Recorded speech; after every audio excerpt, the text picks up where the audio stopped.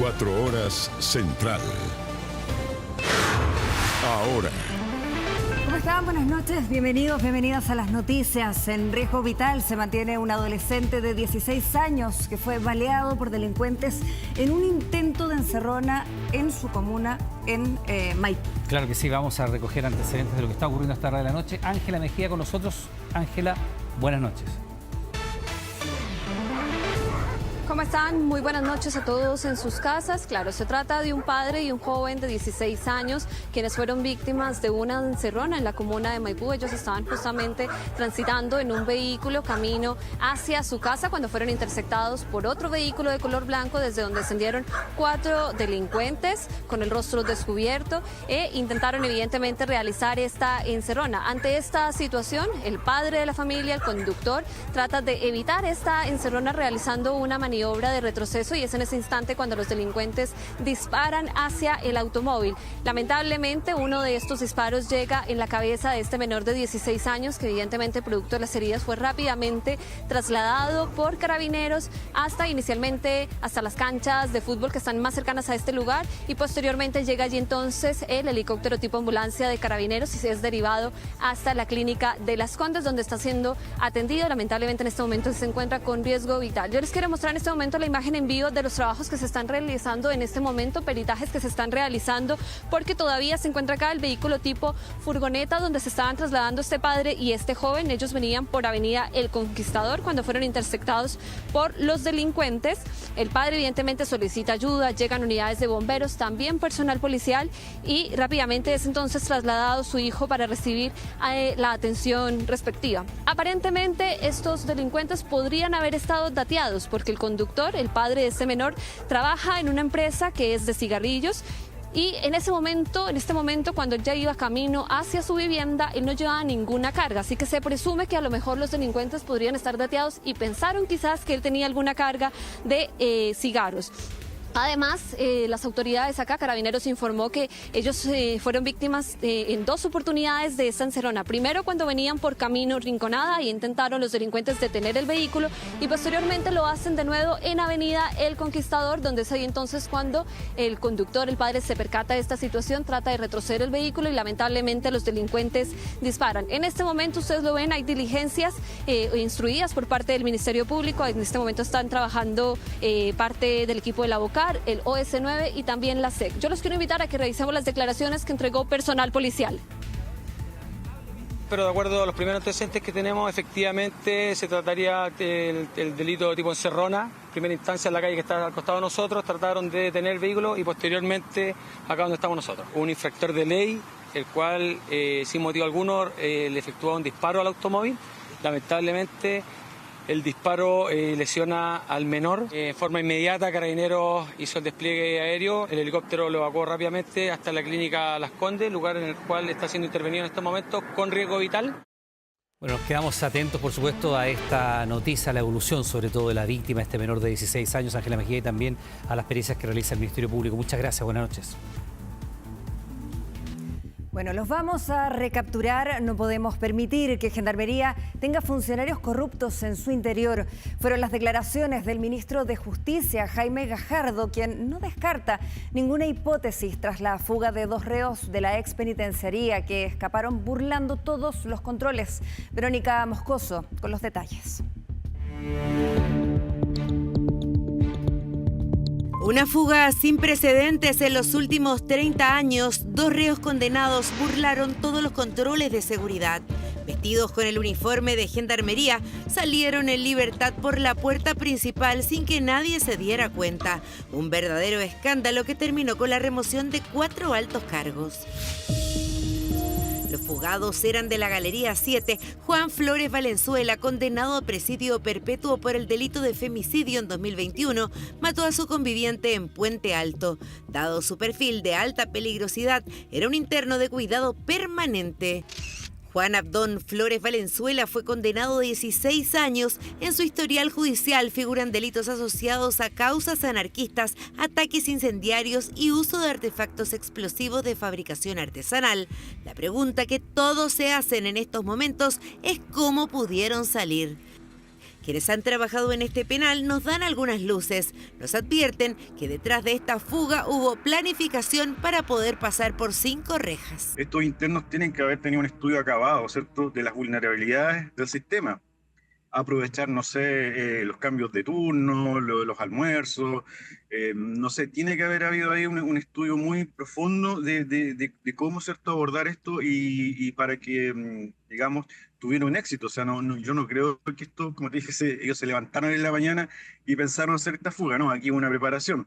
La investigación del Ministerio Público deberá determinar quién los habría ayudado a escapar, si los reos o personal activo de Gendarmería. Las cámaras de seguridad al interior del penal serán claves para determinar cómo obtuvieron los uniformes. Alguien tiene que haberles dado el aviso, es el momento preciso ahora.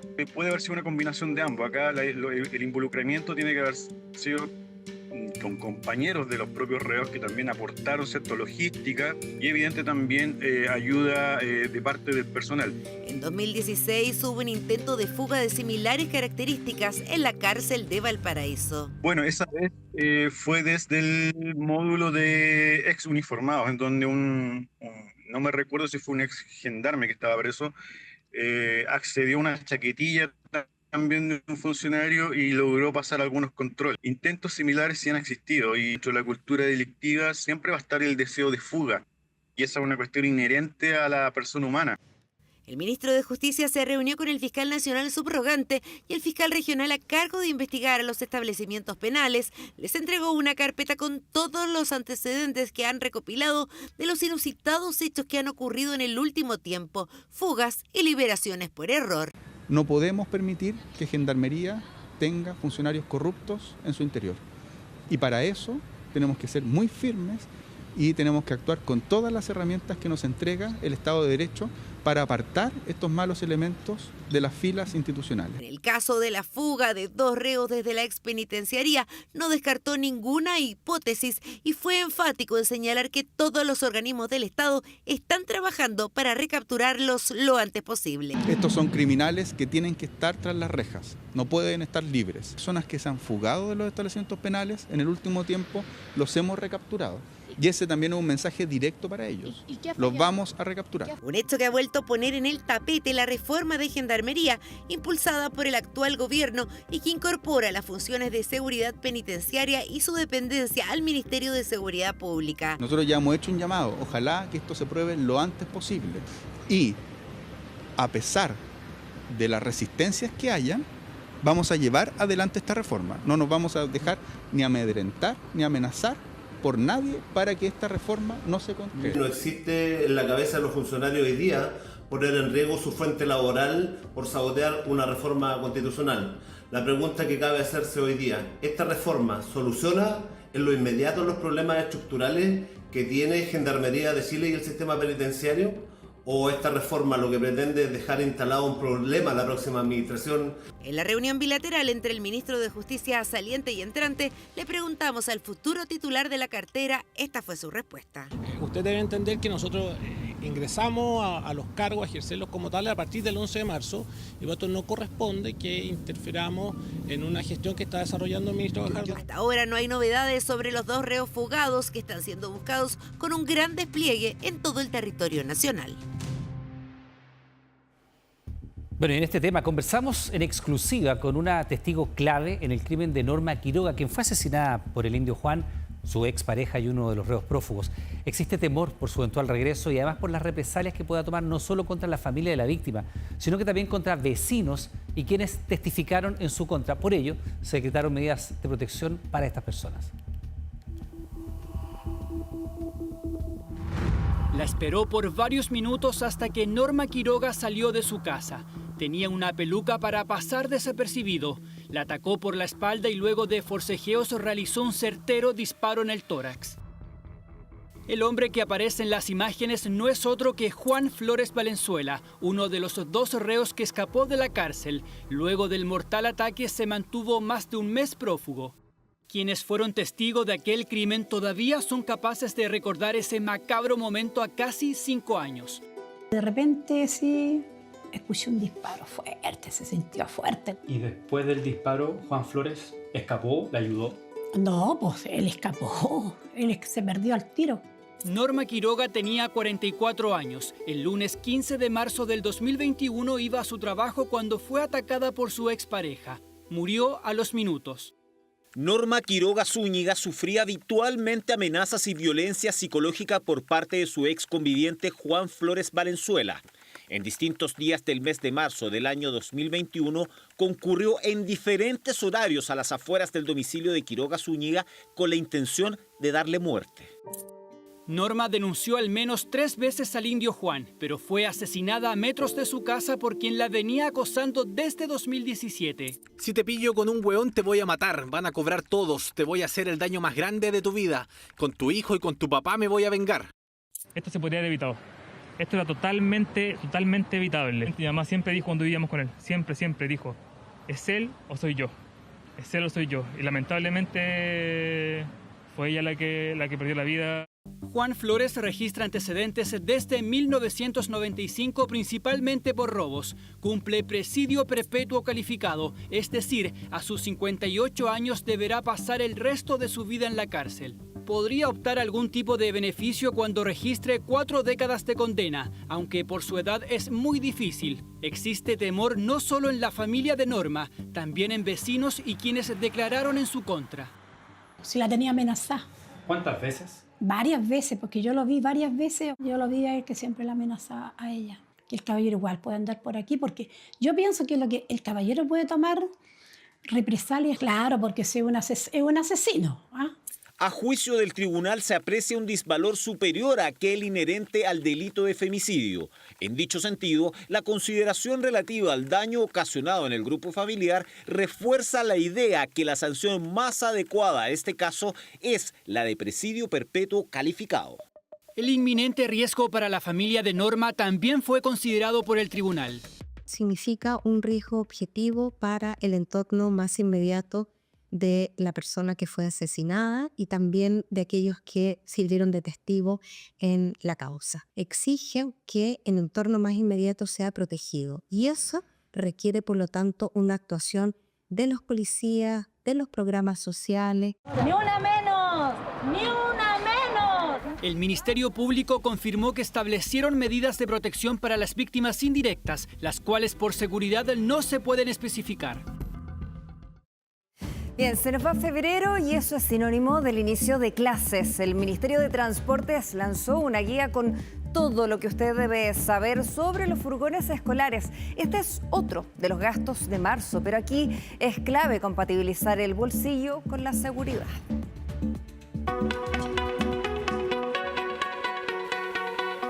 Mientras algunos ya comenzaron el año escolar, otros están en la cuenta regresiva para el 4 de marzo, fecha oficial en que se inician las clases. Y si usted es uno de los que está planificando su rutina, le recomendamos que tome lápiz y papel si piensa contratar un furgón escolar.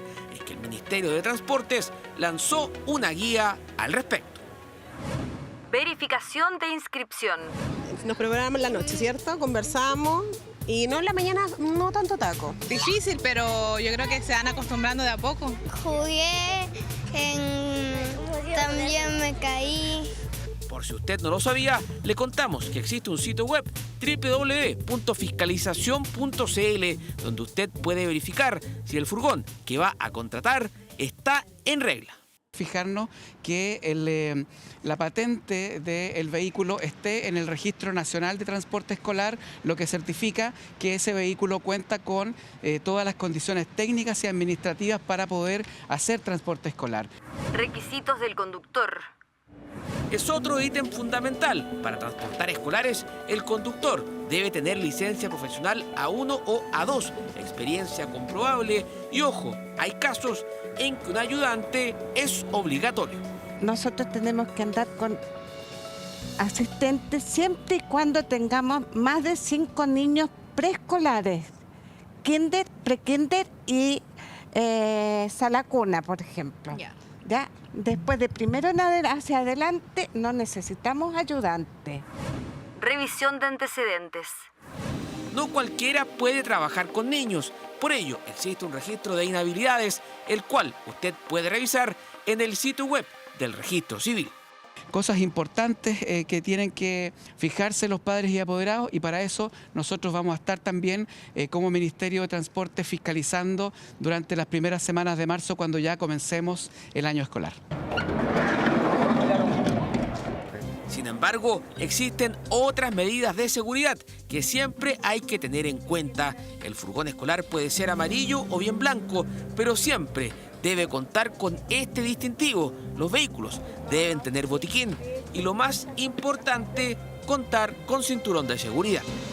Que tengan todos los cinturones de seguridad por cada asiento y que estén en buen estado, por supuesto. Ahí, bueno, este tiene 4 asientos por fila, el último tiene 5. Así que bueno, es un niño por asiento, ¿no? Obviamente, y la capacidad tiene que estar detallada al interior de este furgón. Los precios de este servicio son variables, ya que dependen de los tramos, comuna y región. Por ejemplo, en Pucón, un traslado comienza desde los 20.000 pesos, mientras que en un colegio de Ñuñoa, la movilización mensual de ida y vuelta supera los 100.000 pesos. Otro gasto de marzo, pero donde se debe compatibilizar el bolsillo con la seguridad. Este domingo 1 de marzo comienza oficialmente la campaña de vacunación 2026. El Ministerio de Salud busca proteger a la población contra la influenza y el COVID-19 y alcanzar una cobertura del 85% de la población. ¿Quiénes integran los grupos objetivos? Lo vemos en el siguiente informe.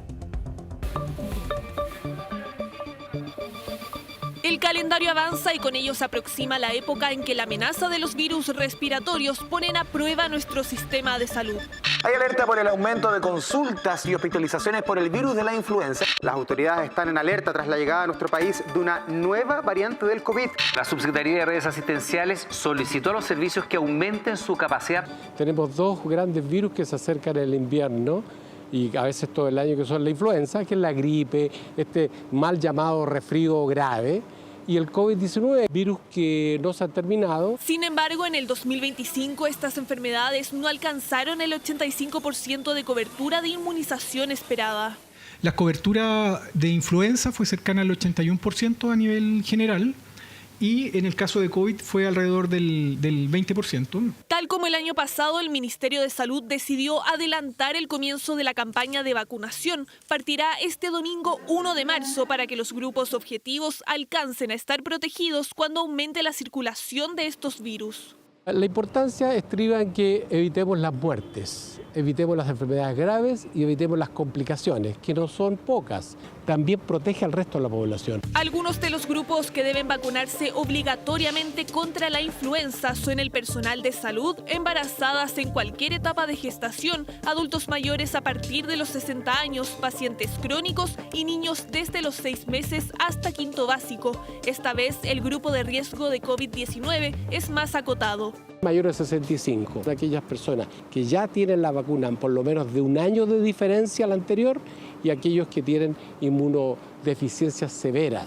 Ambas vacunas se pueden administrar al mismo tiempo, pero en sitios de punción distintos. Sí, me voy a vacunar de todas maneras. Yo creo que hay que vacunarse, sobre todo a esta edad. Yo no creo en los mitos, yo siempre me he vacunado de todo. Hay que prevenir antes que curar.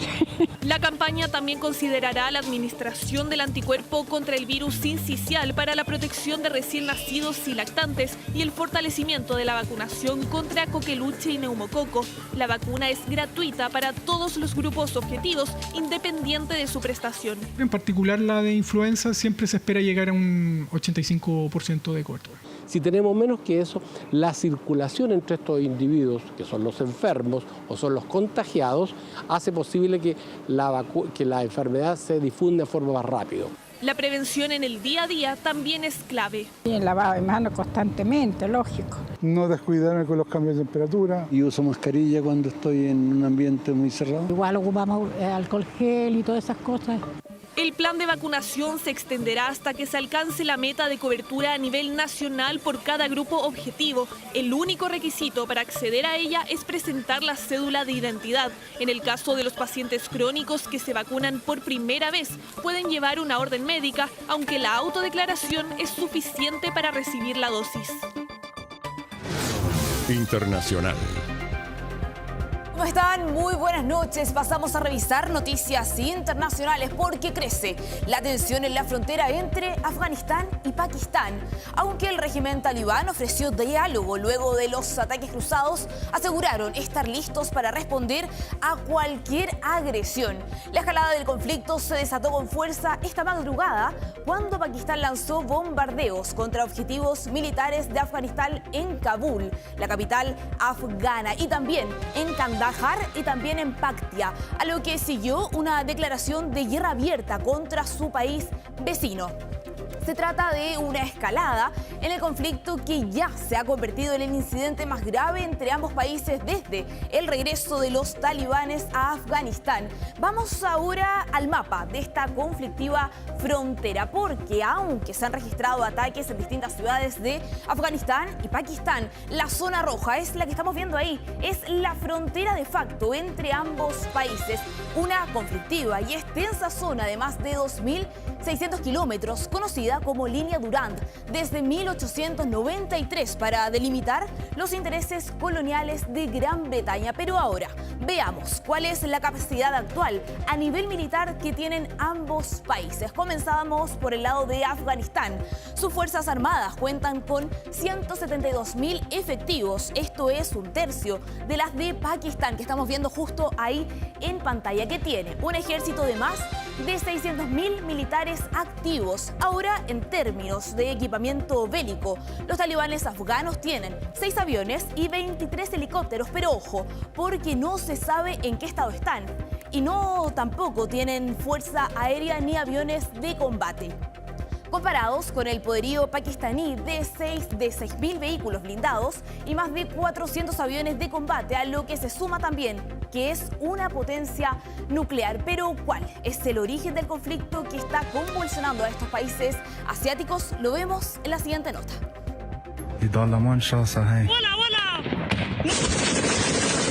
What we're seeing is a dramatic escalation between two neighbours who share a 2,600-kilometre border. Con nuestros ataques hemos llegado a sus cuellos. Cualquiera que cometa malas acciones recibirá ahora la respuesta apropiada del Islam. Pakistan has launched airstrikes against cities in Afghanistan. Nuestra paciencia se ha desbordado. Ahora es una guerra abierta entre nosotros y ustedes. Palabras que dan inicio al más reciente enfrentamiento de un conflicto histórico e intermitente entre el ejército pakistaní y los talibanes afganos. Una escalada que se desató cuando Pakistán lanzó bombardeos el pasado fin de semana contra objetivos militares en la capital afgana, Kabul, pero también en otras ciudades como Kandahar y Paktia. El Emirato Islámico de Afganistán ha buscado una solución pacífica. Lamentablemente, Pakistán hasta ahora no ha mostrado disposición a resolver los asuntos mediante el diálogo. Desde el gobierno talibán insisten en que quieren resolver las tensiones mediante el diálogo. Sin embargo, advierten estar listos para responder a cualquier agresión en su contra. Y es que desde Pakistán aseguran que su decisión de atacar llegó luego de unos enfrentamientos entre ambos países en la línea Durand, como se conoce a la conflictiva frontera entre las dos naciones. Pakistán siempre ha buscado tener influencia política en Afganistán, tratar de convertirlo en una especie de aliado, apelando no solamente a aspectos políticos, históricos, sino también religiosos, sobre todo para evitar que Afganistán tenga una relación más fuerte, más fluida con India, que es el principal rival de Pakistán. El régimen talibán afgano debe tomar una decisión clara. Debe elegir entre la organización terrorista y Pakistán. Se refiere a la milicia TTP, que son los talibanes pakistaníes que se encuentran en territorio afgano, razón por la que Pakistán acusa al gobierno talibán de permitir que se refugien, entrenen y operen desde este país para lanzar ataques dentro de su territorio. Busca derrocar al actual gobierno pakistaní e instaurar un régimen similar al que tienen los talibanes afganos al otro lado de la frontera, es decir, una visión política muy dura, muy fuerte en términos valóricos, restrictivos de la mujer. Desde el gobierno talibán niegan la versión de Pakistán de que ellos albergan a este grupo terrorista, el mismo que en 2012 disparó contra la ahora Premio Nobel de la Paz, Malala Yousafzai, en un bus escolar.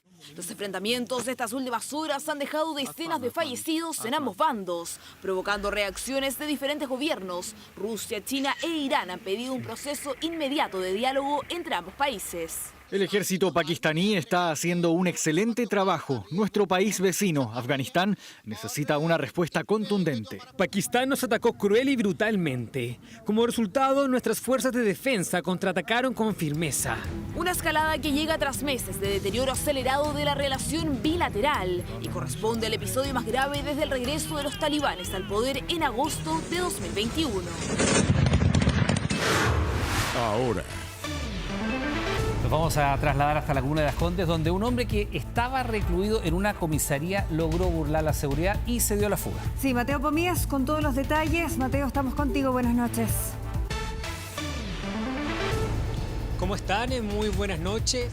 Encontramos en estos momentos en la 47 Comisaría de Carabineros ubicada en Las Condes y acá ocurrió una situación bastante preocupante. Estamos hablando de la fuga de un detenido, estamos hablando también de un hombre de 30 años, de Pedro Díaz Pavés. ¿Cómo ocurre esta situación?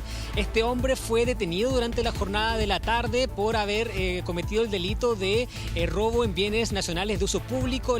Lo pillaron robando precisamente accesorios de un vehículo y es ahí entonces que es trasladado hasta la comisaría, donde luego de toda la tramitación pasa entonces hasta el calabozo y es desde el calabozo que esta persona logra burlar la seguridad de la comisaría y escapa por la parte trasera de la comisaría. Es por esta situación que se ha iniciado un gran despliegue a lo largo de distintos puntos de la región metropolitana en búsqueda de esta persona. Han dicho también de parte de Carabineros que se han instruido también una investigación administrativa, por supuesto, en búsqueda de posibles responsabilidades y también, por supuesto, posibles sanciones que se deban aplicar en caso de que existan responsables. También ellos han dicho que no van a entregar una vocería por este hecho, sin embargo han anunciado que sí es intenso el despliegue. Hasta el momento esta persona no ha sido detenida y es por lo mismo que estaremos también muy atentos a esta situación y a este preocupante hecho de este hombre que se da a la fuga desde una comisaría en la comuna de Las Condes. Claro, evidentemente es otra institución, es Carabineros, no Gendarmería, pero es una coincidencia, ¿no? Después de la jornada que dio Gendarmería hace 48 horas con 2 fugas materializadas y un intento, más esta de Carabineros, hay algo que revisar al respecto. Mateo, muchas gracias. Buenas noches. Buenas noches.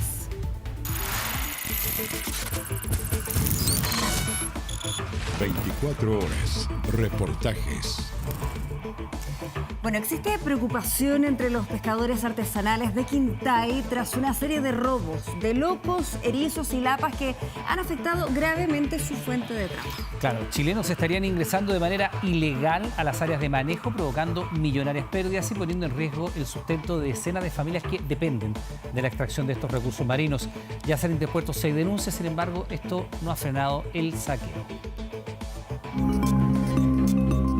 Llegan en autos de alta gama, se estacionan y se instalan en la Playa Grande. Ahí comienza su cacería diaria. Se paran en la orilla, atentos a lo que salga para cazarlo. Hay vecinos que han sido amenazados hasta con cuchillos. Traen como unas mallas, como unos cucharones gigantes para sacar las jaivas. Entonces, si tú estás con los niños, ellos corren y tú no sabes en qué momento te va a llegar un cucharazo de esos en la cabeza. Además de la violencia, la denuncia indica que estarían extrayendo enormes cantidades de erizos negros, jaiba remadora y locos que están en veda. La semana pasada denunciamos a ciudadanos chinos extrayendo recursos en la Playa Grande de Quintay. Son carabineros, yo saco comida, saca fotos en mi porta, po. Sí, mi porta, saca fotos en mi porta, po. Hoy conocimos una nueva denuncia que afecta a la localidad. Ya.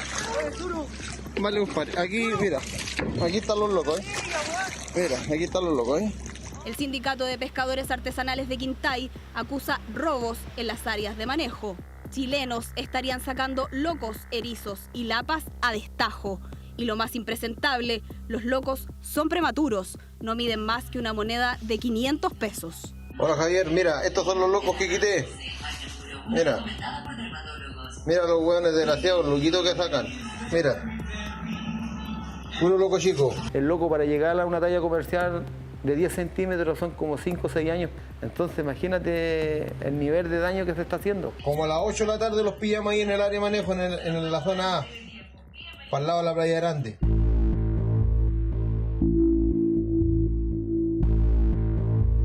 Hemos pillado gente con 70, 80 kilos de lapa, con loco, erizo, y no le importa porque a ellos les interesa vender el recurso y hacerse su moneda. Extraen recursos donde ellos no tienen autorización. Existe en Quintay mismo y en las caletas de la región de Valparaíso muchos robos respecto a los moluscos, sobre todo loco, lapa y erizo. Nosotros tenemos varias denuncias, o sea, como gente de Caldera, gente del Tabo, gente de Los Placeres, Viña. Pero no es solo gente de otras ciudades. El sindicato ha presentado denuncias en contra de personas que viven en Quintay. Hasta la fecha se han presentado 6 denuncias por hurto en áreas de manejo. Se vienen de vacaciones todos, pues incluso los ladrones, ¿no? Pero finalmente también hay robos locales con gente conocida que es de la localidad, no solamente en Quintay, y también hay mucha violencia. No son hechos fortuitos, el robo sería una situación que enfrentan constantemente. Se ha llegado a solicitar incluso que se le pueda poner orden de alejamiento de los ladrones hacia el presidente de la organización, porque claro, hay amenazas a él, a su familia, encuentros dentro de las mismas localidades que son violentos.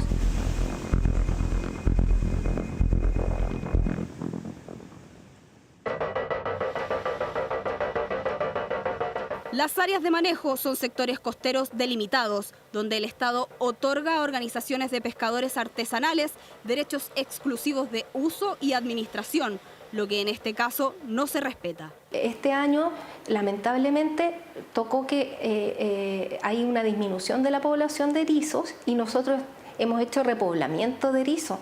Entonces, claro, es súper obvio que lo que está pasando es que hay robo. Claudia Navarrete es gestora de proyectos en el Centro de Investigación Marina Quintay de la Universidad Andrés Bello, donde llevan más de 30 años trabajando junto al Sindicato de Pescadores en la repoblación de erizos en la zona. Estos erizos 1 año tienen más o menos.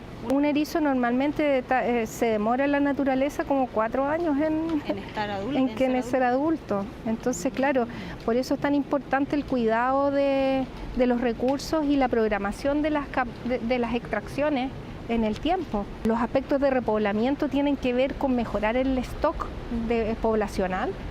No solamente que tú ingreses un erizo y luego crees que lo saques. La idea es que ellos se reproduzcan varias veces antes que tú saques al adulto. Un trabajo de años que se ha visto afectado por los robos. Nosotros este año yo hice la evaluación de los erizos y teníamos al menos un 30% menos.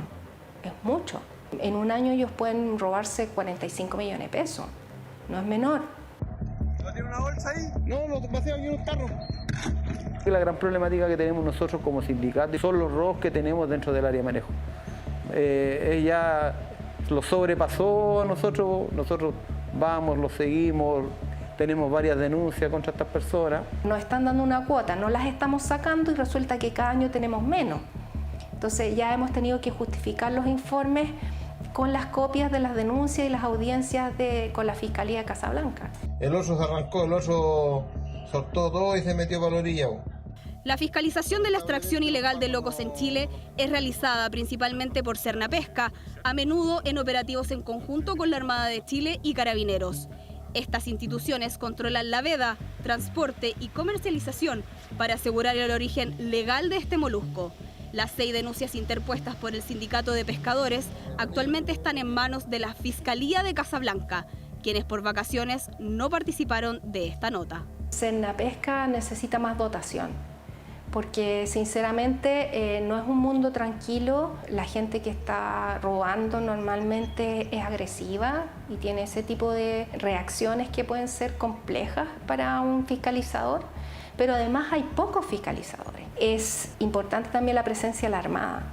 Este servicio ha tomado conocimiento de las denuncias por robo que ha presentado la organización a cargo de la AMERF en Quintay. Y nos sumaremos a las acciones en la medida que corresponda y apoyaremos una fiscalización junto a las demás instituciones comprometidas en la sustentabilidad de los recursos pesqueros. Durante el último año, Cernapesca ha realizado 259 acciones de fiscalización con foco en recursos extraídos desde las áreas de manejo. Este trabajo se tradujo en 8 citaciones a tribunales y la incautación de alrededor de 460 kilos de recursos ilegales, lo que deja en evidencia que el robo es una realidad que viven los pescadores artesanales y que aún queda mucho por hacer en esta materia.